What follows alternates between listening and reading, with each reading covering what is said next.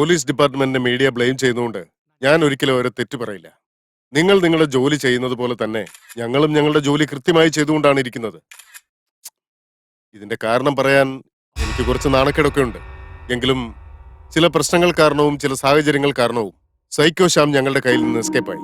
Psycho Shyam രക്ഷപ്പെട്ടു എന്നുള്ള കാര്യമൊക്കെ വിട് സാറേ, അത് കഴിഞ്ഞ കഥയല്ലേ. പക്ഷെ അയാൾ ആരാണ്? അയാൾ എന്തിനാ ഇതൊക്കെ ചെയ്യുന്നത്? അയാളുടെ പിന്നിൽ ആരെങ്കിലും ഉണ്ടോ എന്നുള്ള കാര്യങ്ങൾ പറ. Good question.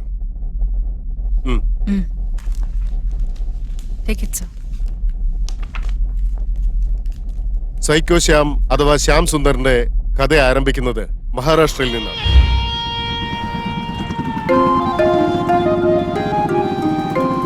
അയാൾ അവിടുത്തെ ഒരു എഞ്ചിനീയറിംഗ് കോളേജിൽ നിന്നുള്ള ഗോൾഡ് മെഡലിസ്റ്റാണ്. എല്ലാ വർഷവും കോളേജിൽ അയാൾ തന്നെയായിരുന്നു ടോപ്പർ. അതുകൊണ്ട് പെൺകുട്ടികൾക്കൊക്കെ ഇവനെ കണ്ടാൽ ക്രൈസായിരുന്നു. 100 കണക്കിന് പെൺകുട്ടികൾ അവന്റെ പുറകെ ഉണ്ടായിരുന്നെങ്കിലും അവൻ സ്നേഹിച്ചത് ആയിഷയെ മാത്രമാണ്.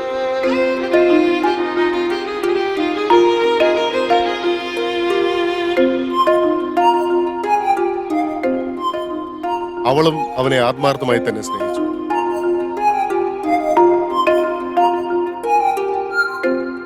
കോഴ്സ് അവസാനിച്ച ഉടനെ ശ്യാമിനെ കൂട്ടിക്കൊണ്ടുപോയി അവളുടെ അച്ഛന്റെ മുമ്പിൽ ഇൻട്രൊഡ്യൂസ് ചെയ്ത് അവര് തമ്മിലുള്ള പ്രണയം തുറന്നു പറഞ്ഞു. അവളുടെ അച്ഛൻ അവളെ കുറിച്ച് ഒരുപാട് സ്വപ്നങ്ങളുണ്ടായിരുന്നു. അവൾക്ക് നല്ലൊരു ബന്ധം വേണമെന്ന് ആഗ്രഹിച്ച അച്ഛൻ ശ്യാമിന്റെ ശമ്പളം കൊണ്ട് ഒരു ലിപ്സ്റ്റിക് പോലും വാങ്ങാൻ കഴിയില്ല എന്ന് പറഞ്ഞ ആ ബന്ധത്തെ എതിർത്തു. അതൊരു ചലഞ്ചായെടുത്ത ശ്യാം ദുബായിൽ ജോലിക്ക് ചേർന്നു. പെട്ടെന്ന് തന്നെ അവനൊരു ബിസിനസ്മാനായി. ചുരുക്കി പറഞ്ഞാൽ കേവലം 3 വർഷം കൊണ്ട് തന്നെ ഒരു വലിയ പണക്കാരനായി അവൻ ഇന്ത്യയിലേക്ക് തിരിച്ചെത്തി. പക്ഷെ അതിനുള്ളിൽ ആയിഷ മറ്റൊരു പണക്കാരൻ പയ്യനെ പ്രേമിച്ച് കല്യാണം കഴിച്ച് ലൈഫിൽ സെറ്റിലായി.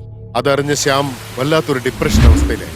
അവിടെ മുതലാണ് ഈ ശ്യാം സീരിയൽ കില്ലറായ സൈക്കോ ശ്യാമായി മാറുന്നത്. ആയിഷയും അവളുടെ ഭർത്താവിനെയും അവൻ ക്രൂരമായി കൊന്നു. അവിഹിത ബന്ധങ്ങളുള്ളവരെ ടാർഗറ്റ് ചെയ്ത് അവൻ കൊല്ലാൻ തുടങ്ങി. പോപ്പുലർ ഹോളിവുഡ് ആക്ടർ പ്രശാന്ത് സിംഗിനെ കൊന്നതായി അവൻ സ്റ്റേറ്റ്മെന്റ് നൽകി. അതിനുശേഷം ഫേമസ് ഇൻഡസ്ട്രിയലിസ്റ്റ് അജയ് മൽഹോത്ര ബോംബെയിൽ വെച്ച് കൊല ചെയ്യപ്പെട്ടു. അതിനുശേഷം ഗോവയിലെ വലിയൊരു ബിസിനസ് ടൈക്കൂൺ സിക്കന്ദറിനെ കൊന്നു. തുടർച്ചയായി സെലിബ്രിറ്റീസിനെ കൊല്ലുമ്പോൾ ന്യൂസ് ഫാസ്റ്റായി റീച്ചായി സൈക്കോ ശ്യാം എന്ന പേര് ഫേമസ് ആയി ജനങ്ങൾ ഭയപ്പെടുമെന്ന് അവൻ ചിന്തിച്ചു. അതേ ഇന്റൻഷനോടെ ഈ നാട് മുഴുവൻ സ്റ്റേറ്റ്മെന്റ് കൊടുക്കുവാനായി നാഷണൽ വൈഡ് സെലിബ്രിറ്റീസിനെ എല്ലാം അവൻ കൊല്ലാൻ തുടങ്ങി. അങ്ങനെ ഒരു നാൾ ഗോവയിൽ നിന്ന് അബ്സ്കോണ്ടായി ഇങ്ങോട്ട് വരുന്ന സമയത്ത് നമ്മുടെ പോലീസ് അവനെ അറസ്റ്റ് ചെയ്തു.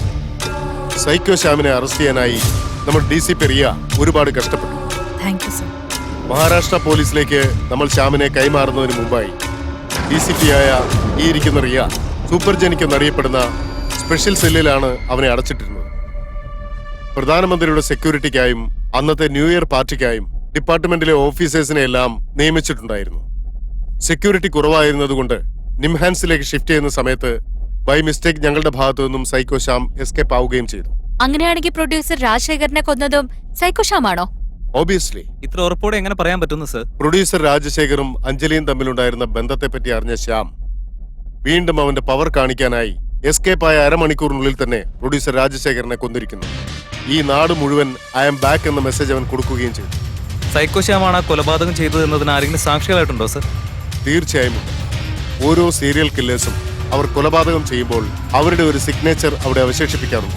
അതേപോലെ തന്നെ സൈക്കോ ശ്യാമും കൊല ചെയ്യുന്ന ഓരോ വീട്ടിലും ചെന്ന് അവന്റെ സൈലൻസർ ഗണ്ണുകൊണ്ട് ഷൂട്ട് ചെയ്ത് തെറ്റുകളെ കുറിച്ച് ചിന്തിച്ച തലയിൽ മാർക്ക് ചെയ്ത് തെറ്റുകൾ ചെയ്ത് വിരലുകൾ മുറിച്ച് സിംബോളിക്കായി അത് വെള്ളത്തിലിട്ട് ക്ലീൻ ചെയ്യുന്നത് കൊണ്ട് താൻ ഈ നാടിനെ തന്നെ ശുദ്ധീകരിക്കുന്നു എന്ന ചിന്തയാണ് അവന് മെഷിയ കോംപ്ലക്സ് എന്ന സൈക്കാട്രിക് പ്രോബ്ലം ഉണ്ട്. ഇതേ അസുഖം നമ്മുടെ ചരിത്രത്തിലെ പല ആളുകൾക്കും റിപ്പോർട്ട് ചെയ്തിട്ടുമുണ്ട്. ഞങ്ങളിപ്പോൾ സൈക്കോ ശ്യാമിനെ അറസ്റ്റ് ചെയ്യാനായി ഒരു സ്പെഷ്യൽ ടീം ഫോം ചെയ്തിട്ടുണ്ട്. എത്രയും വേഗം തന്നെ സൈക്കോ ശ്യാമിനെ നമുക്ക് അറസ്റ്റ് ചെയ്യാൻ സാധിക്കുമെന്നുള്ള വിശ്വാസം ഞങ്ങൾക്കുണ്ട്. ഈ മീറ്റിംഗിൽ ഞാൻ നിങ്ങളോട് എന്താണ് പറയാൻ ഉദ്ദേശിക്കുന്നതെന്ന് വെച്ചാൽ, പരിചയമില്ലാത്ത ആരെങ്കിലും വന്ന് കഥകിൽ മുട്ടിയാൽ 1 തവണയല്ല 2 തവണയല്ല 10 തവണ ആലോചിച്ചിട്ട് വേണം കഥക് തുറക്കാൻ. ഒരുപക്ഷെ നിങ്ങൾക്ക് എന്തെങ്കിലും സംശയം തോന്നിയാൽ അടുത്തുള്ള സ്റ്റേഷനിലേക്ക് ഫോൺ ചെയ്ത് ഇൻഫോം ചെയ്യണം. എല്ലാവരും സൂക്ഷിക്കുക. ഒപ്പം തന്നെ അവിഹിത ബന്ധങ്ങൾ ആർക്കെങ്കിലും ഉണ്ടെങ്കിൽ അവരാണ് കൂടുതൽ സൂക്ഷിക്കേണ്ടത്.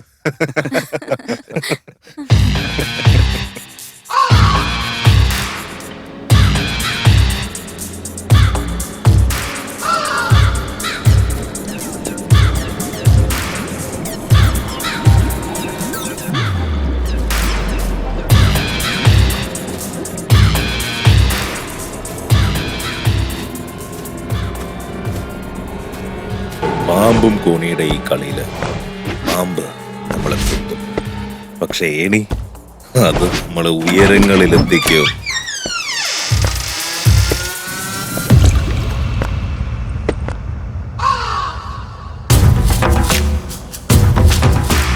प्रभो पापकन्मेषं पापसम्पादक्षमते पापपरिहारो प्रक्षणम् आवश्यम्.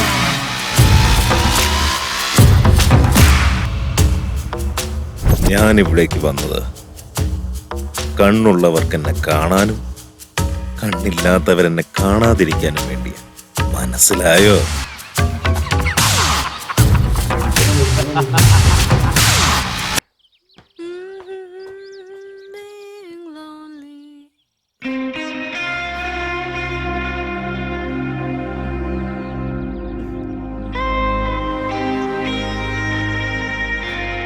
Rohan, hello Riya, can I come? Come come come, ഭയങ്കര വർക്കൗട്ടിലൊക്കെ ആണല്ലോ. വാ വാ വാ.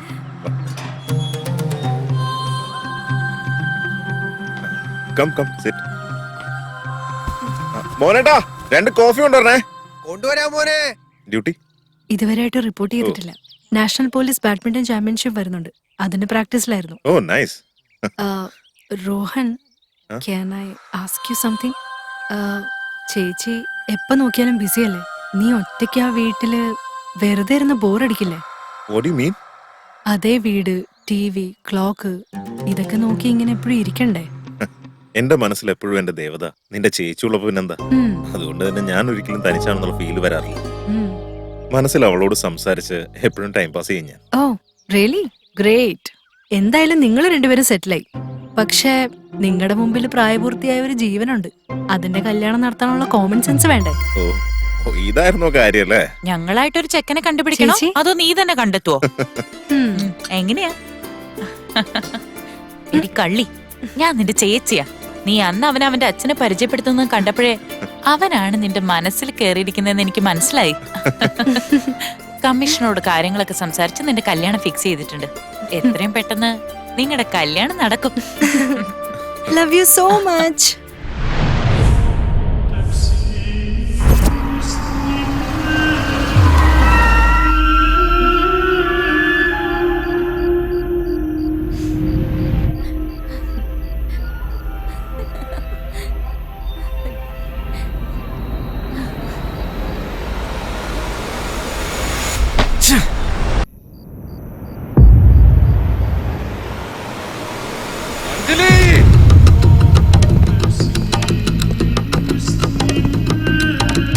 അഞ്ജലി,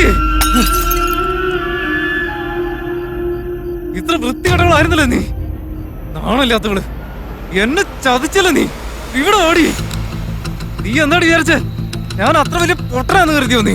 ഇത്രയ്ക്ക് നാണമില്ലാത്തവളായി പോയില്ലേ നീ? പവൻ, നിനക്ക് എന്താ പറ്റിയത്? എന്തിനാ കിടന്ന് ബഹളം വെക്കുന്നേ? ഉണ്ടാതിരിക്കണേ. എന്നെ പോലുള്ള പാവങ്ങളെ പറ്റിക്കുന്നതാണ് നിന്റെ ജോലി. പോയി ചത്തോടറി. You bloody idiot. എനിക്ക് നിന്നെ പോലെ സംസാരിക്കാൻ പറ്റും. Mind your filthy tank. എന്നെ പോലെ എത്രയോ പാവപ്പെട്ട ആണുങ്ങളുടെ ജീവിതം തുറച്ച് എന്നിട്ട് നീ ഇവിടെ എല്ലാവരുടെ മുമ്പിലും നാടകം കളിച്ചുകൊണ്ടിരിക്കാനുള്ള നാടകം കേട്ടോളെ പറയടി. You bastard. I am warning you. Don't ever call me again by that name. നിന്നെ കല്യാണം കഴിക്കാൻ വേണ്ടി ഞാൻ എന്റെ ഭാര്യ ഡൈവോഴ്സ് ചെയ്തിട്ടാടി വന്നത്. നീ എപ്പോഴൊക്കെ കല്യാണം വേണ്ട വേണ്ടെന്ന് പറഞ്ഞു അന്നേ നിന്നെ ഞാൻ സംശയിക്കണമായിരുന്നു. നിന്നെക്കാളൊക്കെ എത്രയോ മാന്യ നിന്റെ പ്രോസ്റ്റിറ്റ്യൂട്ട്സിന്. You filthy dog. എന്റെ ഇമേജ് മുഴുവൻ സ്പോയിൽ ചെയ്യാൻ നോക്കുകയാണല്ലേ നീ? ഞാൻ എന്റെ ലൈഫിൽ ഒരുപാട് കഷ്ടപ്പെട്ട ഈ ലെവലിൽ എത്തിയിരിക്കുന്നത്. എനിക്ക് എല്ലാവിധ ഇൻഫ്ലുവൻസും ഉണ്ട്. ഇനി നിന്റെ വായിന്ന് എന്തെങ്കിലും വീണ് കഴിഞ്ഞാ ഇവിടെ തന്നെ ഞാൻ കൊന്നു കുഴിച്ചു മൂടും. നീ എന്ത് ചെയ്യുന്നോടി? വന്ന് ചെയ്യാൻ പറ്റുന്നത് ചെയ്ത് കാണിക്ക്. ഞാൻ നോക്കട്ടെ നിനക്ക് എന്തൊക്കെ ചെയ്യാൻ പറ്റുമെന്ന്. Hey, security. Useless bouncers. Where the hell are you guys? Bastard. കല്യാണം കഴിച്ചവളെ ഉപേക്ഷിച്ചിട്ട് ഒരു നായെ പോലെ എന്റെ പിന്നാലെ നടന്നിട്ട് എനിക്ക് ക്യാരക്ടർ സർട്ടിഫിക്കറ്റ് തരാൻ നോക്കുന്നോ? നാണം കെട്ട നായെ.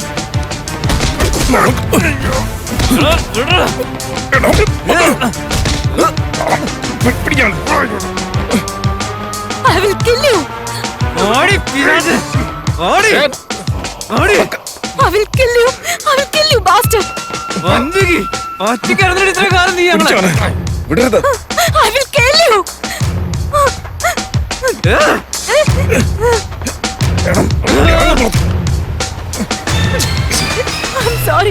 I'm sorry guys. I'm sorry Rekha.